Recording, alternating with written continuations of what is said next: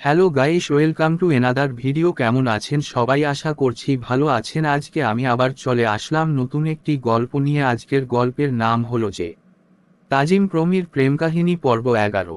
গল্পটি লেখক পরিচালনা সোহাবীর হাসান তাজিম। যারা যারা এখনও চ্যানেলটা সাবস্ক্রাইব করেন নাই অবশ্যই চ্যানেলটা সাবস্ক্রাইব করে পাশে থাকা বেল বাটন অন করেন। আজকের গল্পটি শুরু হচ্ছে।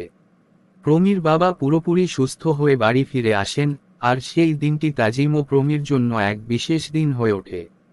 তারা অনেকটা স্বস্তির নিঃশ্বাস ফেলে, কারণ তাদের দীর্ঘ সংগ্রামের পর অবশেষে একটা সুখী মুহূর্ত আসছে।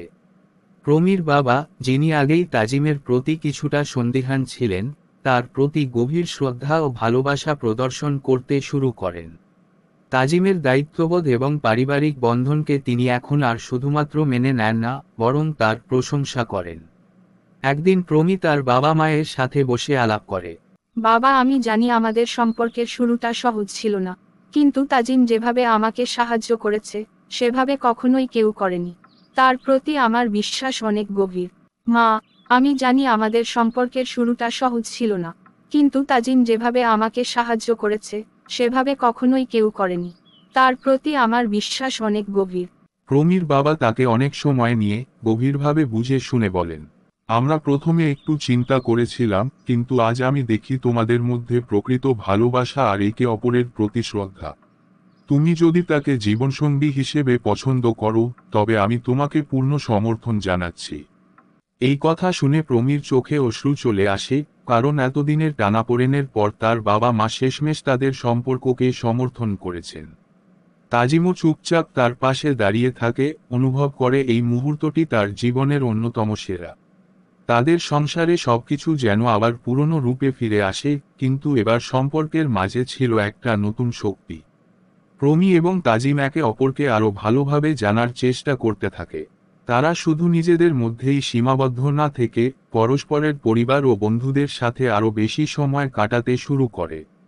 একদিন প্রমি তাজিমকে বলে, তুমি জানো, এতদিনে আমি বুঝতে পারি, সম্পর্কের মূল ভিত্তি শুধু ভালোবাসা নয়, বরং একে অপরের প্রতি সৎ থাকা, বিশ্বাস রাখা এবং সবকিছুর মাঝে একে অপরকে প্রাধান্য দেওয়া।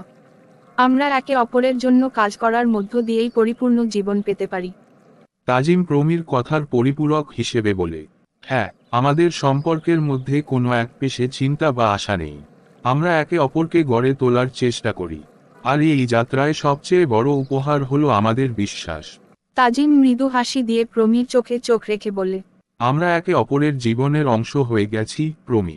আমাদের ভালোবাসা এবং একসাথে থাকার প্রতিটি মুহূর্তে আমি অনুভব করি পৃথিবীর কোনো বাধাই আমাদের প্রেমের পথ আটকাতে পারবে না।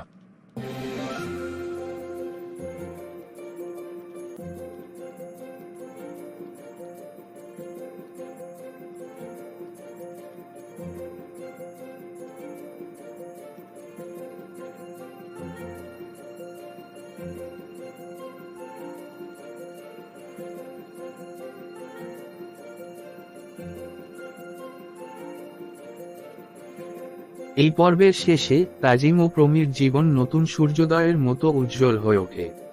তাদের সম্পর্কের মাঝে ছিল পূর্ণতা, শান্তি এবং একে অপরের প্রতি অটুট ভালোবাসা।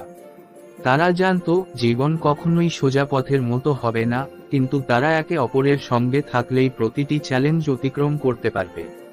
পরবর্তী গল্প খুব শীঘ্রই আমরা নিয়ে আসব। পরবর্তী গল্পের নাম হলো যে তাজিম প্রমির প্রেমকাহিনী পর্ব 12। আপনাদের জন্য এত কষ্ট করে ভিডিও বানিয়ে একটা লাইক করছেন না, একটা কমেন্ট করছেন না, এমনকি আমাদের চ্যানেলটা সাবস্ক্রাইব করছেন না। এরকম আরও সুন্দর সুন্দর ভিডিও পেতে আমার চ্যানেলটি এখনই আওয়াজ সাবস্ক্রাইব করুন এবং পাশে থাকার বেল বাটন অন করে দিবেন। আজকের গল্প এখানেই শেষ করছি। পরবর্তী গল্প খুব শীঘ্রই আমরা নিয়ে আসব।